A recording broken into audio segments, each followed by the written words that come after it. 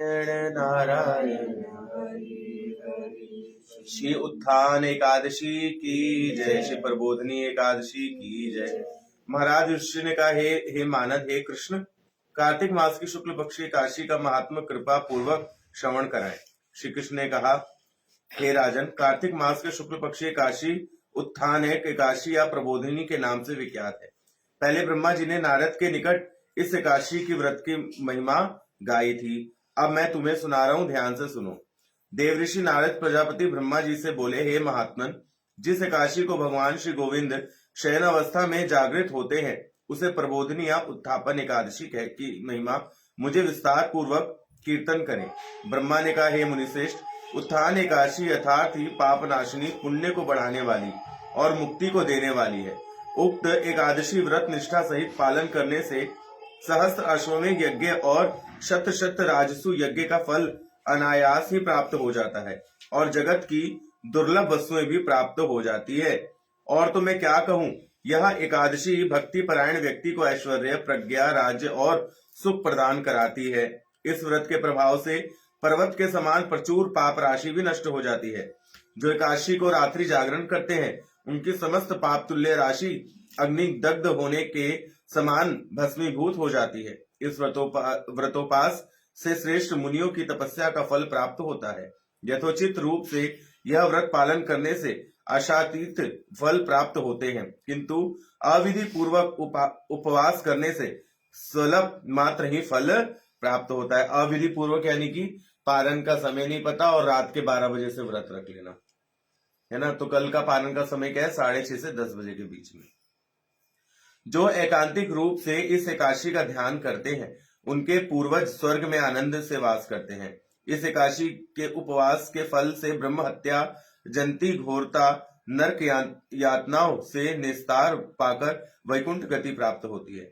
अश्वमेध यज्ञ द्वारा भी जो सहज में ही लाभ होते हैं, तीर्थ में स्वर्ण इत्यादि दान करने से जो पुण्य होता है, वह इस उपवास के रात्रि जागरण से अनायासी प्राप्त हो जाता है। जो ठीक प्रकार से उत्थान एकादशी का व्रतानुष्ठान करते हैं उनके घर में त्रिभुवन के समस्त तीर्थ आकर के उपस्थित हो जाते हैं। हे नारद, विष्णु की प्रियतमा, इस प्रबोधनी एकादशी को उपवास करने से सभी शास्त्रों में ज्ञान, योग और तपस्या द्वारा सिद्धि लाभ करके मुक्ति प्राप्त होती है। जो समस्त धर्मों का परित्याग कर भक्ति पूर्वक एकमात्र श्री कृष्ण की शरण ग्रहण कर व्रतोपास करते हैं उसको फिर जन्म ग्रहण नहीं करना पड़ता। यहाँ तक कि मन और वाक्य द्वारा अर्जित पाप राशि भी भगवान श्री गोविंद के अर्चन से विनष्ट हो जाती है। हे वत्स, इस व्रत में श्रद्धा के साथ श्री जनार्दन के उद्देश्य से स्नान, दान, जप और होम करने से अक्षय फल की प्राप्ति होती है। जो लोग उपवास के दिन श्री हरि की प्रति भक्ति पूर्वक दिन व्यतीत करते हैं उनके लिए जगत में दुर्लभ कहकर कुछ भी नहीं रहता। चंद्र और सूर्य ग्रहण में स्नान के द्वारा जो पुण्य होता है, इस उपवास की रात्रि जागरण से उसे सहस्त्र गुना अधिक स्वीकृत फल प्राप्त हो जाते हैं।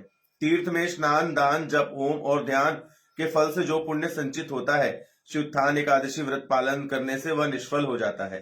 हे नारद, श्री हरिवासर को सर्व काम फलप्रद श्री जनार्दन की पूजा आदि विशेष भक्ति के साथ से करना, अन्यथा सैकड़ों जन्म से अर्जित पुण्य भी विफल होंगे। पराय अन्न ग्रहण न करने से चंद्रायण व्रत का फल प्राप्त होता है। हे व्रत, जो कार्तिक मास में सर्वदा भागवत शास्त्र अध्ययन करते हैं वह समस्त पापों से मुक्त होकर के सभी यज्ञों के फल भागी होते हैं। भगवान हरि भक्ति परक शास्त्रों के कीर्तन से जैसे संतुष्ट होते हैं, दान, जप और यज्ञ आदि द्वारा वैसे प्रसन्न नहीं होते। इस मास में श्री विष्णु की गुण लीला आदि कथा श्रवण, कीर्तन तथा श्रीमद् भागवत का पाठ द्वारा शत गोदान का फल अनायासी प्राप्त हो जाता है। अतएव हे मुनि श्रेष्ठ, कार्तिक मास में समस्त गौण धर्म का परित्याग कर श्री केशव के आगे श्री हरि कथा श्रवण करें और भगवान कृष्ण का कीर्तन करना कर्तव्य है। हे मुनि श्रेष्ठ, कोई व्यक्ति यदि भक्ति पूर्वक इस मास में भक्तों के साथ हरि कथा श्रवण करे और भगवान कृष्ण के नामों का कीर्तन करे तो उसके शत कुल का उद्धार हो जाता है। एक सहस्त्र दुग्धवती गोदान का फल अनायास प्राप्त हो जाता है। इस मास में पवित्र होकर श्री कृष्ण के रूप गुण लीला आदि श्रवण करने के द्वारा दिन यापन करने से पुनः और जन्म नहीं होगा।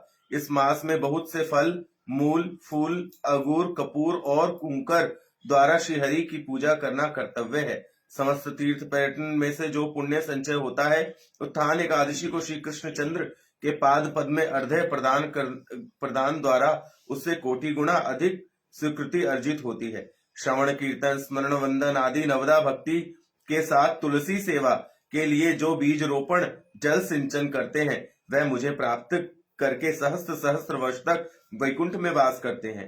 हे नारद, सहस्त्र सुगंधित पुष्पों द्वारा देवता का अर्चन करने से या सहस्त्र सहस्त्र यज्ञ और दान से जो फल प्राप्त होता है, इस मास में श्री हरि वासर को एकमात्र तुलसी दल भगवान के श्री चरण कमल में अर्पण करने से उसका अनंत कोटि अधिक गुण लाभ प्राप्त होता है। श्रीमन नारायण नारायण नारायण भजमन नारायण।